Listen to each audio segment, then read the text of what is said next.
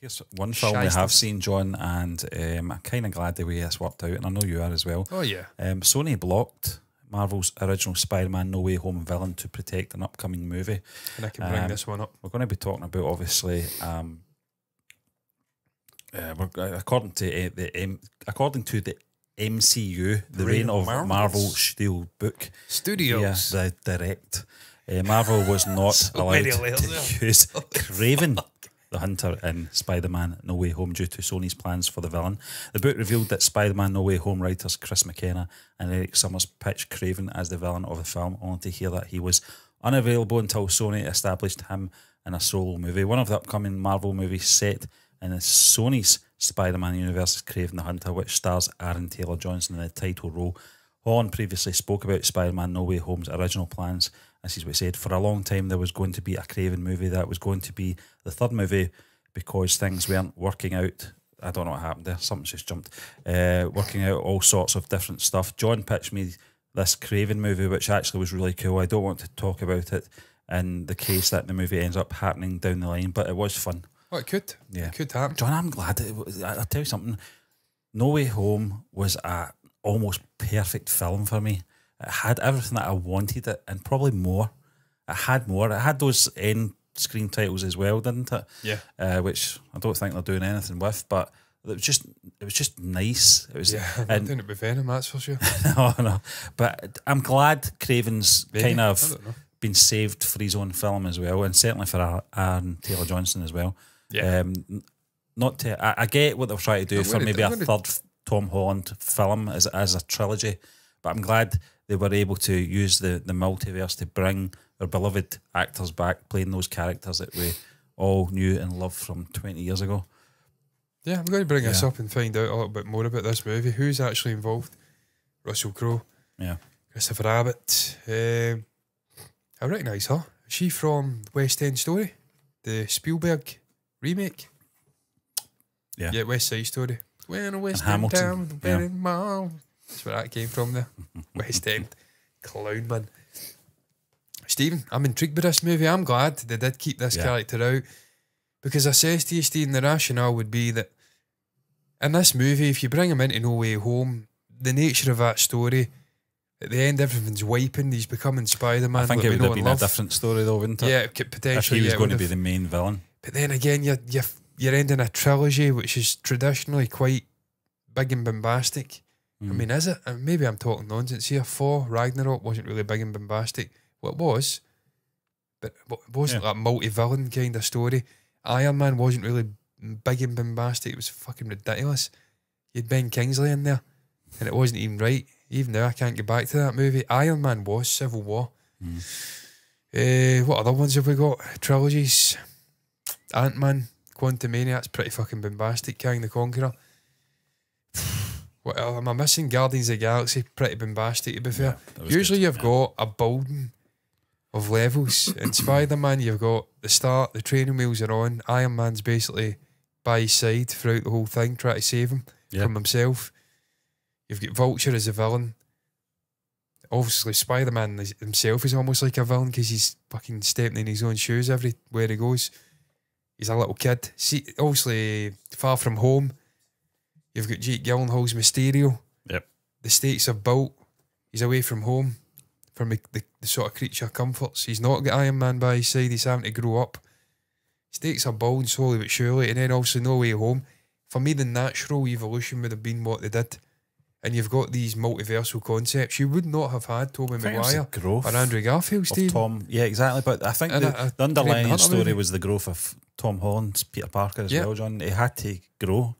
And we said that. One of our concerns was, when is he going to step up and become Spider-Man? Yeah, exactly. You know, and he did. Spider-Boy. He did, you know. And where they took that story, Stephen, with the usage of, obviously, Dr. Stephen Strange. Yeah.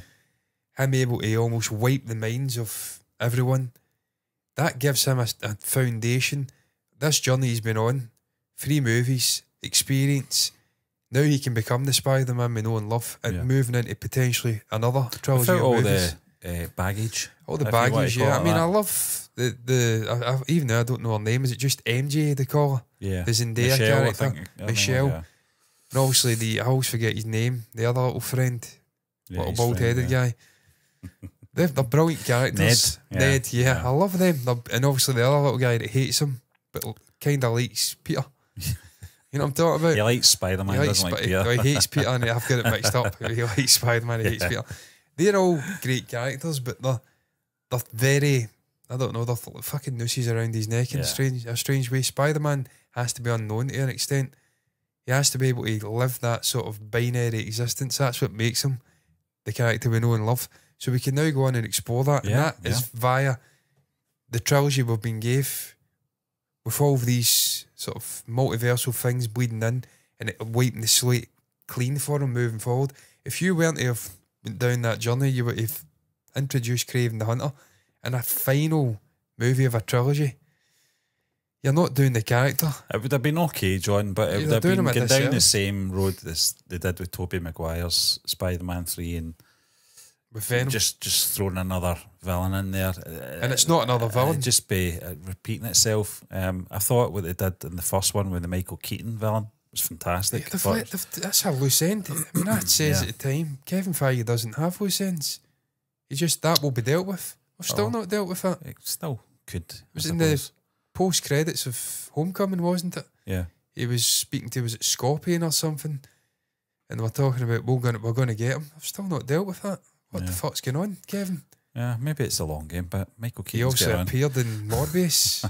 He's getting on. Exactly, Steve. What the fuck are we doing? Yeah. But Steve, Kraven the Hunter's a huge villain for Spider-Man. He's almost a nemesis level. And you've got a huge villain. actor playing him as well, John. Yeah. So this is the best way to do it. Yeah. Individual story. Do it through the Sony the villainous universe. Yeah. Build it up. And then you bring him in and introduce him to either Tom Holland Spider-Man or indeed Miles Morales or another Spider-Man. Or Andrew Garfield, Or Andrew Garfield. You do the character justice. This is the one thing I like about this Sony villainous universe. It's giving you the opportunity to bond audiences with a villain and build the sort of nuance. Instead of it just being a cardboard 2D character that comes in for one movie, you have to make an impact in an hour, and then you have to have a downfall of a character in the second hour. Yep. You're building maybe 1, 2, 3 movies, and then you get a real dilemma when they face the so-called hero. Because you've been with this character almost as long as you've been with Spider-Man. It creates a fucking real conundrum for the audience. This almost makes me feel that this might have been the issue between Sony and Marvel at that point. Remember there was a fallout where they were pulling Tom Holland's Spider-Man away from the MCU, and it looked like we were only going to get the 2 films. I think it was just a week after No Way Home, Far From Home came out, and it kind of soured the experience of the second movie for me, because I thought, is this going to be the way it ends with Tom Holland? This is sad. You know, he's just come in. Still gullible in that movie as well. Yeah. He played with Mysterio. Yeah. Played like a fiddle. He was a good villain as well. That's another thing. As I'm talking about, Steve, this is why you don't do it. Yeah. Mysterio's an epic villain. I mean, he's gone. He could still come back, though. He could have been faking it, I suppose. Yeah. But you just don't know. But Gyllenhaal's fucking great. Yeah. I'm glad it's the way it worked out, to be honest with you. I'm looking forward to this movie. I love Aaron Taylor Johnson as an actor. I've watched this guy in so many different movies. And he's already been disposed of in the MCU. Exactly. And that's another reason why you don't do it, because you're just shutting the door. And he's certainly not a Ralph Bohner. Well, he's not a Ralph Bohner. There's talk of him potentially coming back, Steve. I don't know if you'd want to see him come back as... I'm fucking blanking on his name. Quicksilver. Quicksilver. Is it? Yeah, it's Quicksilver, but what's his actual name? Why am I blanking on his name? Oh, your man that played... No, I'm not talking about him. I'm talking about the actual character. Quicksilver, his actual real name. The character's name? Yeah, you've got Wanda and you've got... I'm blanking on his name for some reason. Peter? Peter? I can't remember. Pietro or something like that. Yeah. Because he's also meant to be... Oh, it's not... Petri. Sokovian, isn't it? It's not fucking Soviet. Yeah. Not allowed to do that. Stephen, I mean, this guy's been in so many amazing films. Bullet Train, Kick-Ass, so many. Kravinoff, where do you think he's from? That character's amazing, man. I'm telling you, he's got fucking like pelts of animals on him. He's almost like Conan the Barbarian level. And he's just fucking... Dr. Dolittle. But Stephen, how are we going to make it work? This is another thing. His whole thing is Spider-Man. Yeah. Getting to Spider-Man, and there's no Spider-Man in this movie. Not yet, no. So it's going to be really intriguing. It's going to be a backstory. that's fraught with danger. I'm speaking about the positives of how this can work out. You bond it with the audience, it can work. But you've seen it with Black Adam.